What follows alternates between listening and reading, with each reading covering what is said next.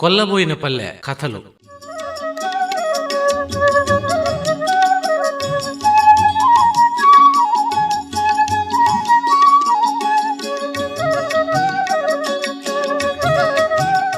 సడ్లపల్లె చిదంబరెడ్డి గారు రచించిన కొల్లబోయిన పల్లె కథలు ధారావాహికలో భాగంగా ఈరోజు వినబోతున్న కథ అంతరం.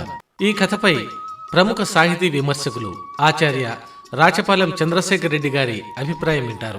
సడ్లపల్లి చిదంబరెడ్డి కథానికల సంపుటి కొల్లబోయిన పల్లెలో 20వ కథ, చివరి కథ అంతరం. ఈ కథను ఆకాశవాణి శ్రోతలు మిగతా పనులన్నీ 10 నిమిషాలు పక్కన పెట్టి రేడియో దగ్గర కూర్చొని జాగ్రత్తగా వినాలి. ఎందుకంటే ఈ కథ కేవలం వచన కథ కాదు, కవిత్వంతో నిండిన కథ. ఒక ఖండకావ్యం లాంటిది. కొంత బరువైన రూపం ఉంది. ప్రతి వాక్యాన్ని జాగ్రత్తగా వినాలి. మీరు వినండి. అంతరం అంటే తేడా. ఒక తండ్రి కాలం, అతని కొడుకు కాలం. ఈ 2 కాలాల్లో పల్లెలో వచ్చినటువంటి పరిణామాలను ఈ కథ కవితాత్మకంగా చిత్రించింది.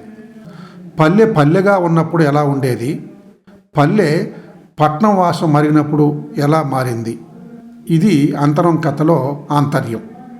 పల్లె పల్లెగా ఉన్నప్పుడు రైతులు, రైతు కూలీలు అందరూ శ్రమించి అందరూ అనుభవించి హాయిగా ఉండేవారని, పల్లెకు పట్నంతో సంబంధం కుదిరినప్పుడు రైతు కాకుండా పోయాడని, పల్లె పల్లె కాకుండా పోయిందని ఈ కథలో రచయిత చెప్పారు. ఈ అభిప్రాయం 100కి 100 పాళ్ళు తప్పు కాదు, 100కి 100 పాళ్ళు ఒప్పు కాదు. రెండింటి కలయిక అవుతుంది. వయసులో పెద్దవాళ్ళుగా ఉన్నవాళ్ళు గ్రామాలు ఎలా ఉండేవి, ఇప్పుడు ఎలా ఉన్నాయి అనే విషయాన్ని, ఇప్పుడు ఎందుకు మారాయి, ఎలా మారాయి అనేటువంటి విషయాలను వాళ్ళు బాగా తెలుసుకోగలరు. అయినా పెద్దవాళ్ళు చిన్నవాళ్ళు ఈ కథను వినాలి. కథ వినే ముందుగా ఒక చిన్న మాట. 20 వారాలుగా సడ్లపల్లి చిదంబరెడ్డి రాసిన 20 కథలకు ముందు మాటలు నాతో చెప్పించిన కడప ఆకాశవాణి వారికి, కథ వినే ముందు నా ముందు మాటల్ని విన్న శ్రోతలకు నేను హృదయపూర్వకంగా ధన్యవాదాలు చెబుతూ ఉన్నాను. అలాగే ఈ కథలు విన్న శ్రోతలు, ఇలాంటివి అనేక కథా సంపుటాలు వచ్చున్నాయి, వాటిని సంపాదించి చదివితే అద్భుతమైన జ్ఞానం లభిస్తుందని సూచిస్తూ సెలవు తీసుకుంటున్నాను. నమస్తే.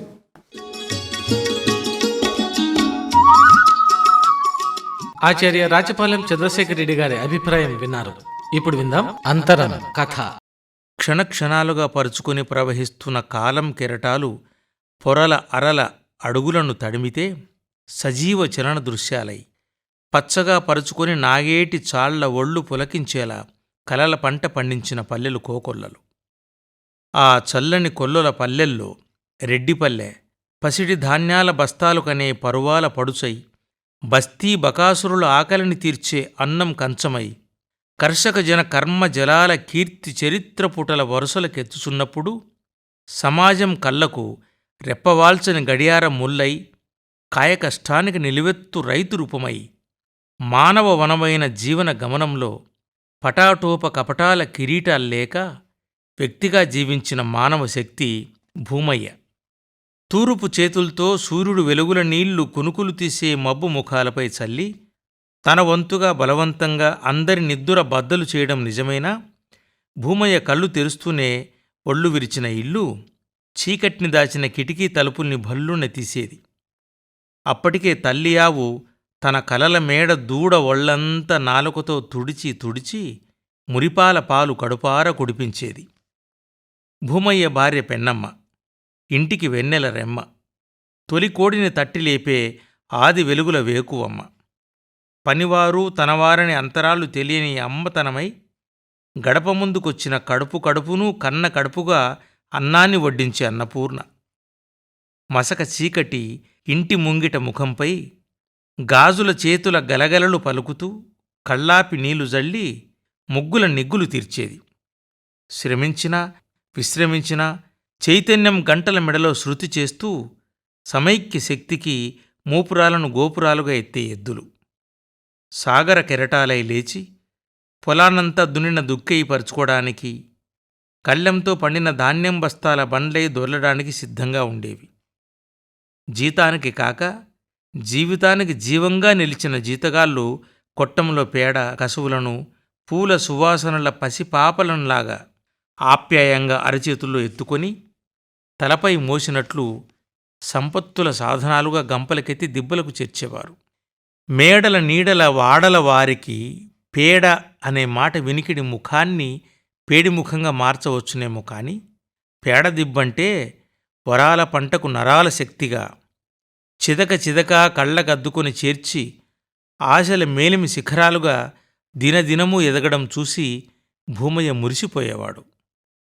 పొంతలో తీసిన ముంతడు నీళ్ల చైతన్యంలో ముఖాన్ని కడిగి పుక్కెలించిన పుడిసెడు జలాన్ని నిద్రమత్తుగా ఉమ్మేసి ఆశల్ని పొదిగిన పొలాల దిశగా శ్రమశక్తిగా సాగిపోయేవాడు.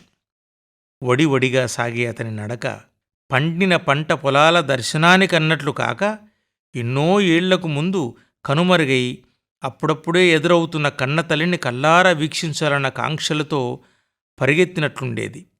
చేలగట్ల పొడుగున వరసలు గట్టి నిలబడ్డ మూగ పైరులు కూడా తమను సాగు చేసిన ప్రేమజీవి రాకతో పులకించినట్లు తలపై మోస్తున్న మంచు చినుకుల ముత్యాలు రైతు పాదాలపై చల్లి తడియారని ఆకుల చేతులతో తాకి అభివాదం చేసేవి. మండే సూర్యుణ్ణి ఆకాశంలో ఏకాకిగా ఎండగట్టి వీచే సుడిగాలిని చెట్టుగొమ్మలకు లాగి కట్టి పేగుల తీగల్లో మొలిచే ఆకలిని కడుపు తొర్రలో మడిచిపెట్టి రేపటి ఆకలిని తీర్చే ధ్యేయాన్ని పాగాగా తలకాయకు బిగిసికట్టి శ్రమ కోసమే శరీరాన్ని కీలు కీలుగా తొలిచినట్లు ఒళ్లంతా వంచి భూమి ప్రేమ కోసమే కండరాల చెమట్లు నేలపై పిండుతున్నట్లు పడే రైతుల పరిశ్రమకు పులకించిన నేలతల్లి మంటి పెళ్లల ఒళ్ళు స్వేదజలంలో ఈదులాడి మనసంతా నాటుకున్న పైరు పచ్చలతో రోజుకో మారాకు తొడిగేది. దీక్ష నిండిన రైతు శ్రమ మట్టి పొరల్లో బావై పాతాళపు లోతుల్లో బోరింగై పైకి తెచ్చిన ప్రాణం నిండిన నీరు మట్టితల్లి మనసు లోతుల్లోకి జీవన మూలాలై చొచ్చుకుపోయేది. దేశ సరిహద్దుల్ని సైనికుడు రెప్పల మధ్య దీపాలుంచుకుని కాపలా కాసినట్లు పండిన పంట పొలాల్లో కంకి కంకినీ కాపల కనుపాపలతో కాపు కాసేవాడు. కూలీలు కూలుకోసమే కాక కష్టపడే మానవ యంత్రాలై ఆకలి కడుపుల వెళితిని పూడ్చే అన్నాన్నిచ్చిన మట్టితల్లి సేద్యాన్నే సేవాభాగ్యంగా నమ్మి ధూళి నిండిన ఒళ్ళై మట్టి మడతల్లో ఎరువులై మొక్కల్లో ఆకులై చాళ్లల్లో నీళ్ల తేమై నిలిచి మొలిచి ప్రవహించే అదనుల పదునయ్యేవారు.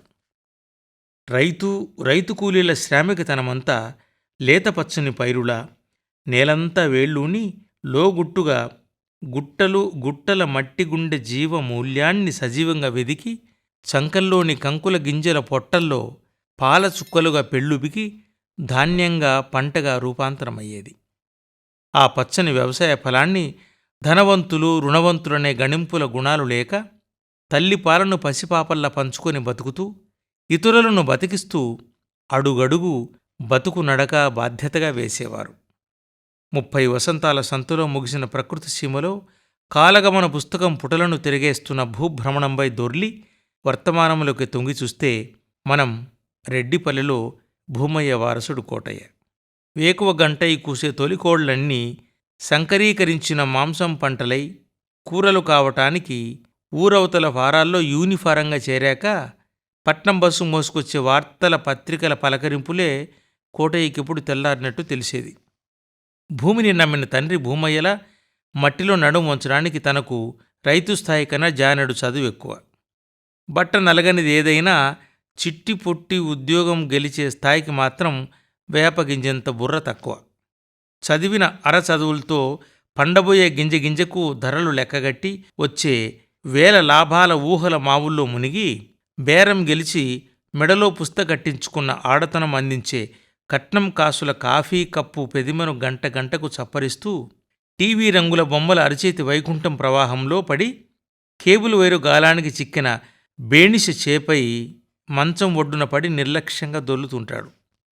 పొలం పనులకు పనిముట్లు కావాల్సిన దినకూలీలు పనితనం లేని పొలాల దారే కానని యజమాని యాజమాన్యంలో ధనకూలీలై పచ్చి కంకులైనా సరే రాలిన మాత్రం గోవిందా అనే పచ్చి అవకాశపు దాసరులై బతకడమే కాని ఎదుటివారిని బతికించలేని స్థితికి దిగిపోయారు. తెల్లారితే కళ్ళార మొక్క మొక్కను కంటి రెప్పలతో మొక్కినట్లు చూసి చులుకల వంటి మొలకల్లో కాతల మమకారాన్ని పెంచాల్సిన కోటయ్య రాజకీయ మందులో ముక్కుతాడు తెగిన ఆంబోతులా దూరి పంట పొలాల పెంపకాన్ని, అరకడుపు బడుగు రైతుల గాయాల గుండెలపై ఒప్పందాల బరువులుగా మోపి పట్నం సూదంటు రాయికి నిత్యం దారం తెగిన ఇనుప సూదిలా అతుక్కుపోతున్నాడు. పంటచేల అన్నం ఆకులు కుక్కలు చింపిన అప్పుల బీడు పీలికలై, ఆప్యాయాల నాగళ్ల స్పర్శకు మార్ధవాల పచ్చాకు ఎరువుల స్నేహానికి దూరమై, బహుళజాతి మందు ఎరువుల సాంగత్యంతో క్రూరమై, విషపు కత్తుల్లా కంపచెట్లని ఒళ్లంతా మొలిచి గుంటనక్కలు అడవి పందుల నివాసాలకు ఆవాసాలయ్యాయి.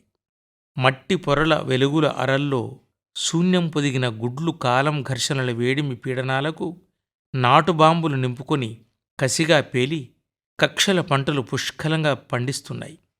ఎన్ని తరాల అంతరాలున్నా జీవన అంతరార్థం తెలియని మనిషైనా ఊహైనా సశాస్త్రీయ యంత్రమైనా తలకిందులుగా ప్రయాణిస్తే నడక బెడిసి కొడుతుంది.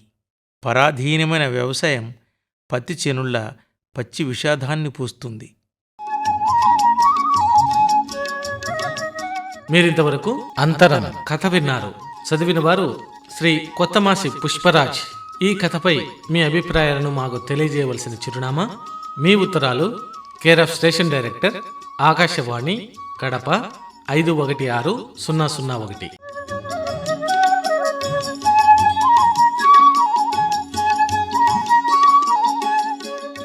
సడ్లపల్లె చిదంబరెడ్డి గారి కొల్లబోయిన పల్లె కథా సంపుటిలోని కథల్ని విన్న శ్రోతలకు ధన్యవాదాలు. ఈ కార్యక్రమ రూపకల్పన శ్రీ ఏ విజయభాస్కర్ రెడ్డి. తిరిగి మరో కథా సంపుటితో మళ్ళీ మీ ముందుకు వస్తాం. అంతవరకు సెలవు. నమస్తే.